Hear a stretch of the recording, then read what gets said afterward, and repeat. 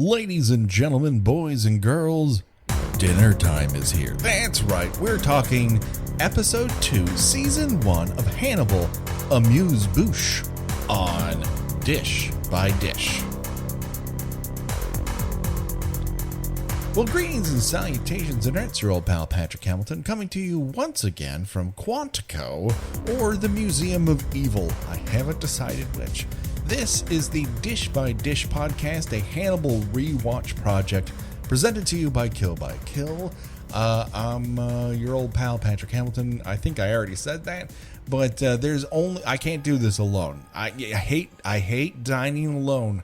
I gotta have someone here with me. So there's only one person I trust that if my stance while shooting a gun is off, she'll sidle up next to me and put her arms around my chest and adjust my stance just so. The one, the only, Gina Radcliffe. How are you doing today, Gina? I'm probably a little disappointed. I thought you were going to make some kind of remark about how you're a fun guy. Yeah. Yeah. Because this episode involves human beings with mushrooms growing out of them. It's really fucking gross, you guys. This is the point where you're probably, if you're new to this show, this will be the point that you start thinking, what channel was this on? This was Netflix, right? Nope. No. This is not a Netflix original. This was NB fucking C. Friday nights in the Miami Vice slot. Yeah. It is still shocking. I mean, if you were iffy about the show in episode 1, right? If you're like, okay, well, there's some interesting things going on there, and those actors all look attractive, and it certainly shot, like $1 million bucks. But I don't know if this is really something I want to dedicate myself to. I'll give it one more shot.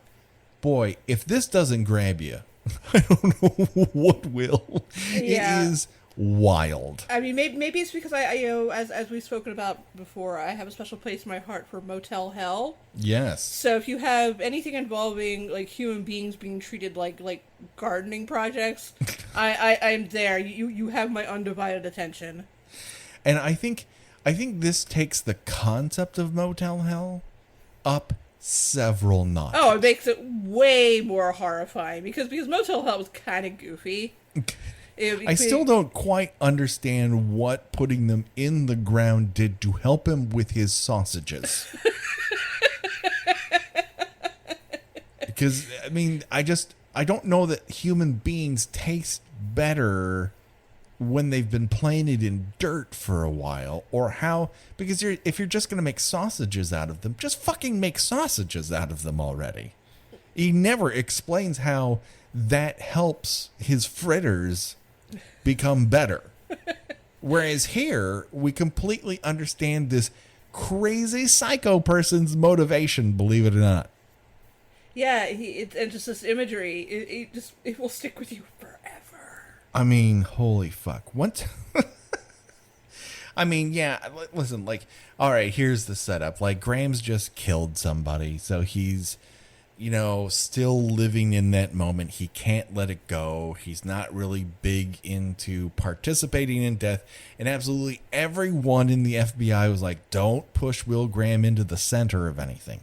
He will break. He is not strong enough to do this. This isn't what he's built to do. And so he's like, well, if I'm going to be doing this, then I better learn how to fire a gun properly and shoot somebody with more accuracy. And then Hethian Park sidles up next to you and goes, oh, I'm like, why don't you move right here? Why don't you move like that? I didn't hate it. I feel like if this is good, if this is like HBO prestige television, that scene just would have cut them violently having sex, and then and then nothing ever else happens after that. I mean, that would be the point of the episode, right? Exactly. Then they just go back to working together like it was nothing. Yeah, Hugh Dancy would be uglier, and she would be forced into a reverse cowgirl situation. that would be an HBO production. Oh my God, HBO. Jesus Christ. HBO, we don't want you to figure out shit on your own. we need to telegraph everything about these characters as loudly and noodly as possible. It's $16 a month. You better be seeing some TNA and occasionally a Wang, but we're not promising anything.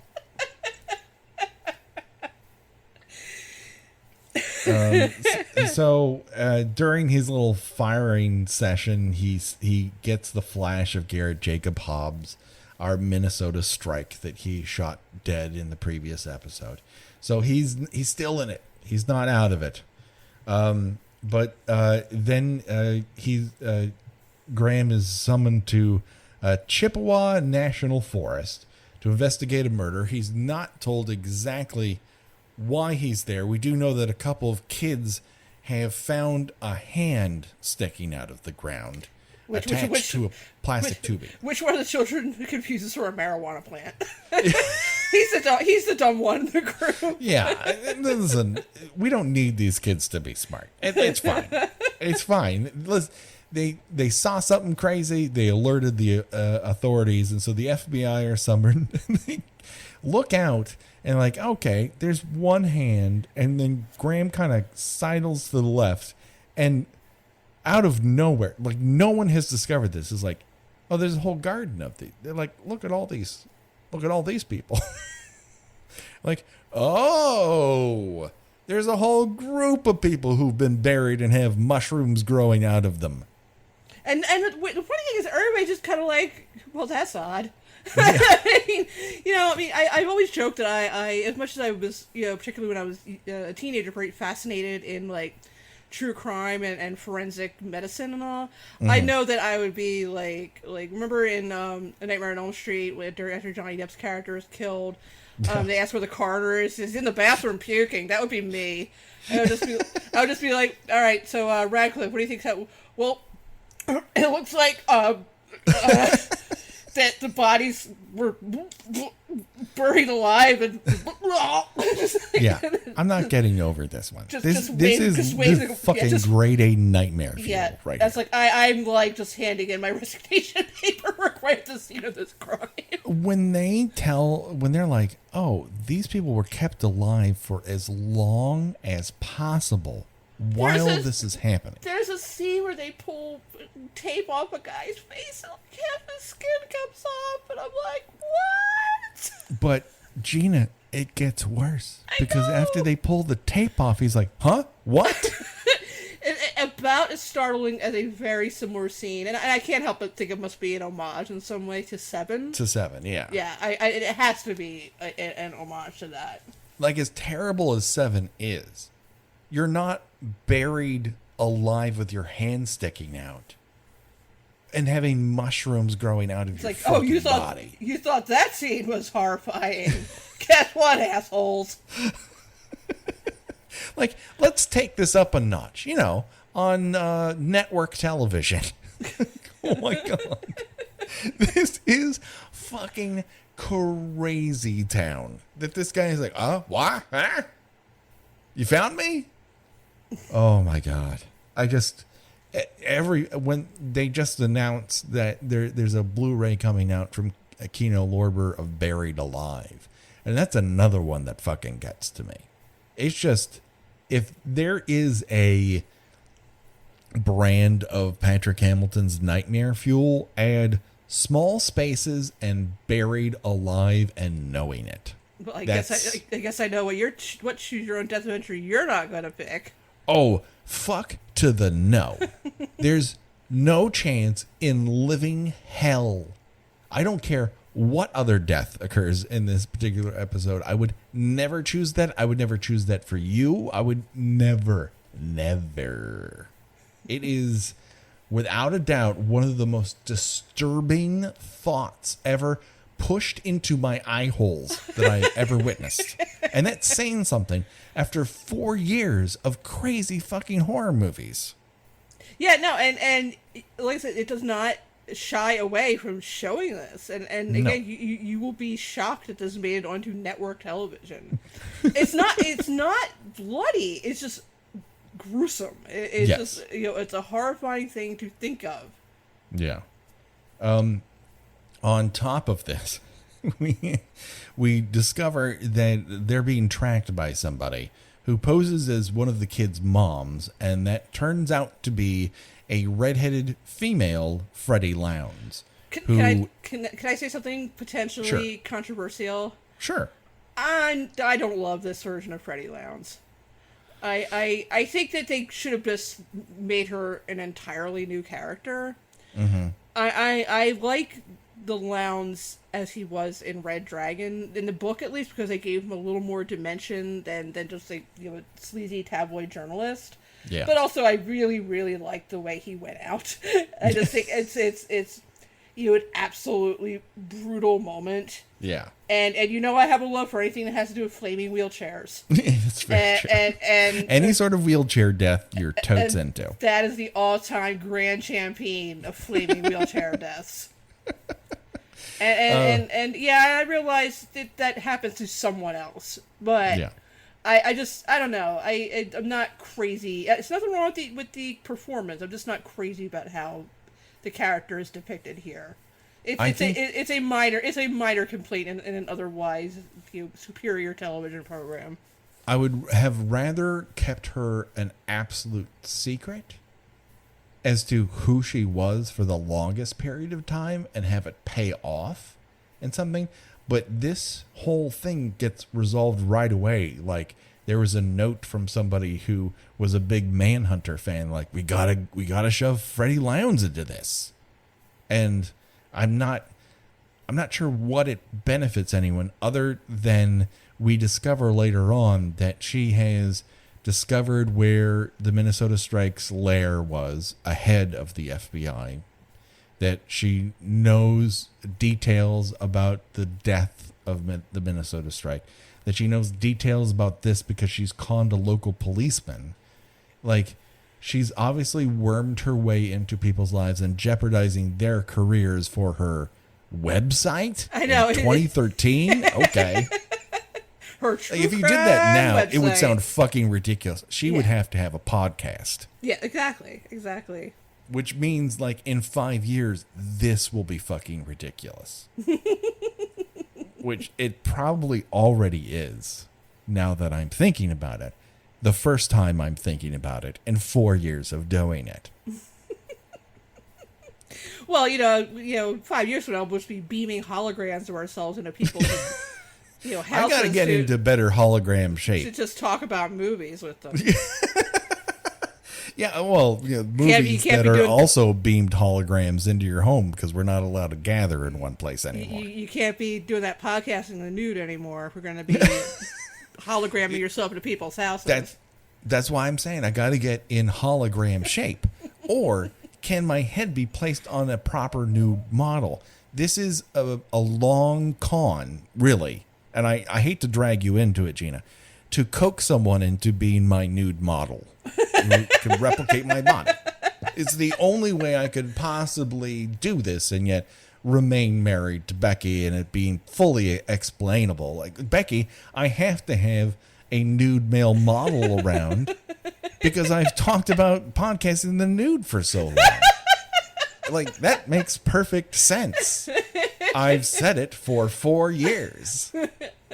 And she would go, well, you're right. And I'm like, it worked, baby. And then it's just nude model casting calls for as far as the eye can see. You just have to pretend to be me. Oh, man. Thank goodness we're talking about Hannibal, right? I mean, this is a new direction for Kill by Kill, but it's still got some of that old flavor you enjoy. Yeah, that's right. It is entirely possible that people are only coming into the dish by dish episodes and really don't have a firm grasp of what we do on Kill by Kill. And you just witnessed it. It's a long haul, bit about me podcasting in the nude so that eventually I'll make a jiggly calendar, I think it was put as. Cheesecake calendar. The cheesecake calendar. Yeah, we our favorite flavor on this show is tangent. So later on, it's recommended by everyone at the FBI that Graham needs to, seek psychiatric help. Everyone can feel like, all right, he's spending all these nights in the hospital. He's taking all this time in the gun range. He's coming loose in front of his FBI cadets in class. Like, he needs ongoing psychiatric help. So they send him to Dr. Lecter. And so, Crawford says, you just need to tell me, is Will Graham really coming apart, or can I rely on him to be an agent in the field? And of course, because Lecter would like an insight into the FBI, like, this is a perfect way to do it. Now, it's not just tangential. He's, talking to the head of the FBI's behavioral science unit all the time, having him over for din-dins, and he's talking to Will Graham, who is a fascinating creature that he's drawn to because he can sense he's somehow like him in some way. Right, yeah, and again, this does play a little bit, and he does actually, in the very first episode, Lecter uses the phrase, we're very much alike, you and I. Yeah. He just gets that right out of the way. And I can't help thinking that that's kind of a wink at the audience, like we know that you've seen this before with the the killer and the cop really aren't that different personality wise, but we're really going to take that to freakishly wild lengths. Yes, to an insane degree. The places that this relationship will actually go are, once again, so incredible that this happened on broadcast television. This show is truly one of a kind. It's a minor miracle that it happened at all. It really is, and I think again, if I think of count, I would definitely go. It would probably be just a Netflix show, or FX, but the fact that it's got on network television and was not immediately canceled. And it's also it didn't get very good ratings. Well, it was put in a place where it was almost impossible for it to get great ratings. Like Friday night at 10 p.m. is not a golden slot.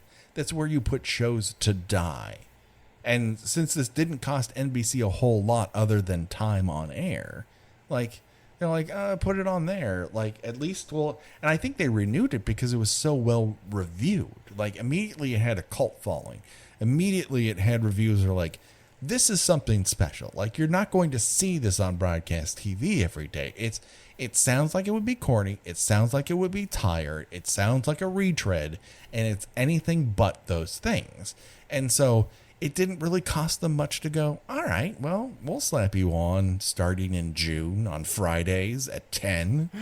Because, like, what else were they going to fucking air? Yeah, I mean, this is kind of like the anti-CSI. Yeah.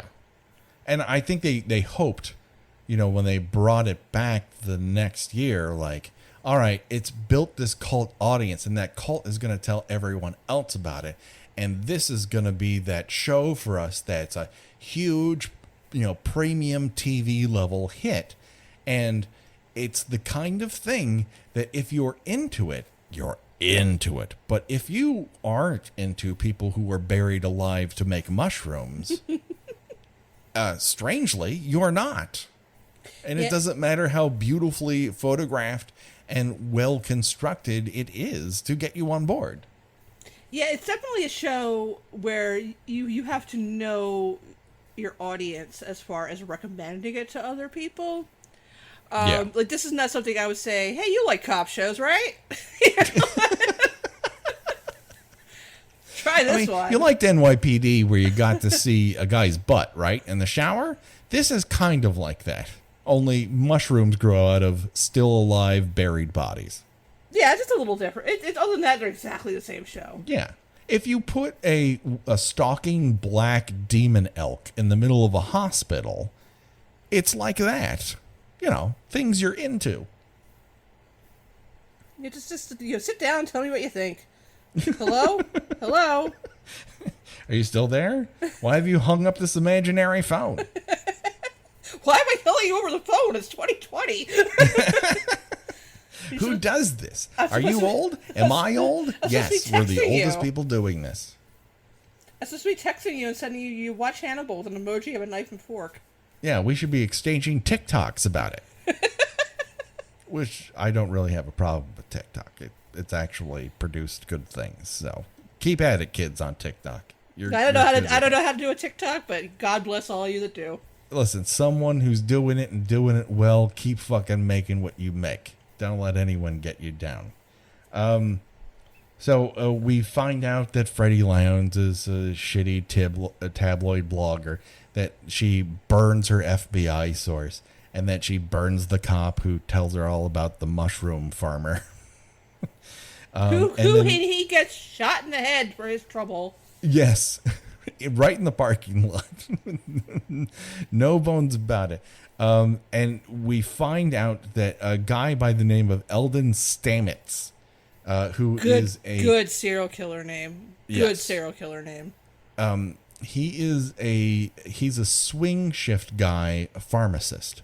And so his hunting grounds are to find people who are renewing their diabetes medication. Is that what this is? It's insulin, yeah. Yeah, insulin. And then giving them the wrong kind of insulin to put them into insulin shock and a coma, and then he buries them alive. We see this happen in real time in one of the show's bigger, in one of the first sort of homages to Silence of the Lambs, when you have all these cops rushing into a supermarket, and you're like, oh, they're going to the wrong one, or it's playing on your knowledge. If you don't know anything about it, you wouldn't get the reference. It would just be cops storming the supermarket after a serial killer. But if you do have the knowledge, it's kind of like it gives it a little extra kick, because you're like, oh, is this one of these things? Is this a reference to that? And I just don't think anyone sees it coming that while the guy isn't there, his car is, and in the trunk, he's buried a girl in dirt. Dirt and pig shit, if I'm not mistaken. Oh, my sweet Lord. It's just in his trunk. Like, he doesn't even wait. Like, he's got a system, and it is working for him. Yeah, and he, he later explains to Graham that, what's the word he used for how, you're walking through the forest and the fungus will start kind of reaching out towards you. So I'm basically never setting foot in a fucking forest ever again. Yes, I mean, it's described that mushrooms have similar structures to brains in the way they make connections. And so you think of them as static objects, but they actually are full of nerve endings and whatnot. It's like, okay, like I like them, sauteed. Here's what I learned about mushrooms. They're great sauteed. And you can keep them on a saute for a really long time. You can't really overdo a mushroom until it's black. They'll just turn to little tinier mushrooms. Yes, but they make a nice sauce. You put in some butter, you replace that liquid, it soaks up all that flavor. This has been cooking mushrooms that grow out of people on Dish by Dish. Only, it's just they're called. Excuse you, they're called artisan mushrooms. That's right. Only the freshest. Only the freshest. I'm going to open up a Williamsburg green market stand with my human grown mushrooms. So it turns out that Stamets has actually learned information about Will Graham from Freddie Lounds's. What is it? It's not the Tattler anymore. It's tattlecrime.com. Yeah, it's like, that's a terrible name, Frank. It really is. Just make it the Tattler. I guess maybe someone already had the Tattler. Well, in the original story, it wasn't. It was just to be like a tabloid, like a National Enquirer type magazine, and this one it's a true crime website. Mm-hmm. So he is like, well, all right, if the FBI is hunting me, like, I'm going to make a connection with them. So I'm going to go after Abigail, the girl who's still recovering from having her throat slit by her serial killer dad. And also we learned that the FBI suspects her as well. They believe that she has lured those women into what her father did. So is that true? Is that not true? It's not answered in this episode, but she is put in danger here. This is the first time we get a stalking deer antler. Is it an elk or a deer? It's so fucking huge. That's an elk, I believe. Okay. But it's still in its full animal form. It won't always stay that way, so stay tuned for that. But they have a big confrontation in the hallway of the hospital. Will Graham gets to pull his gun and shoot another person. This is 2 episodes in a row where he guns someone down. Doesn't kill him. Doesn't kill him. This time. Yeah. But is able to save Abigail's life before one serial killer takes off with her and buries her alive in the forest. So at least she's got that going for her. She's having a bad week. Yeah, it's not great. It really isn't. And all this, I don't believe she has woken up yet from this this traumatic event. Yeah. I think this is supposed to be like within the next day or two after the shooting of Garrett Jacob Hobbs. Mm-hmm. You know what? You've stumped me. I don't know. How did I stump you? I'm now lost in thought of how all this connects, and I'm still thinking about being buried alive and having mushrooms growing out of me. It's weirding me the fuck out, Gina.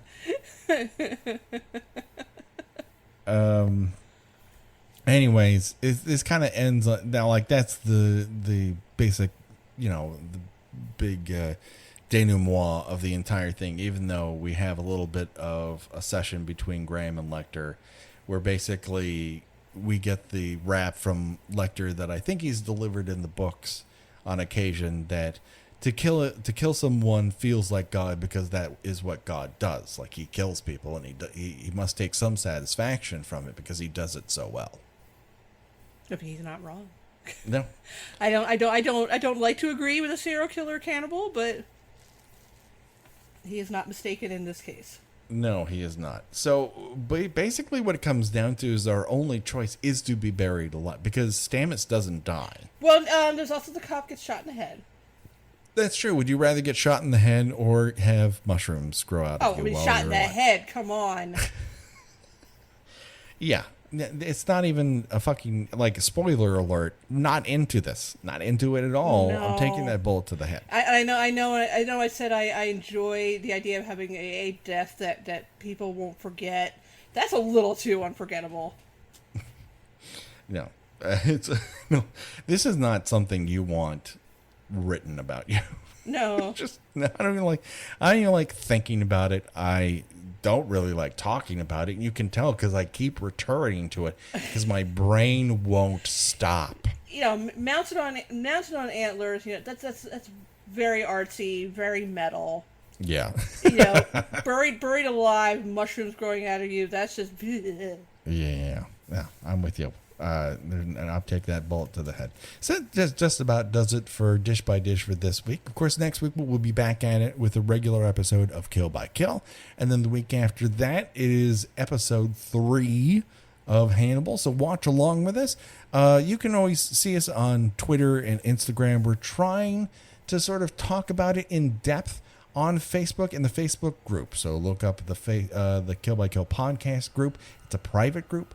So if you are a real person and not some sort of robot that just joined Facebook, we'd love to have you aboard for that. And so for myself and for Gina, bon appetit, everyone. Bye-bye.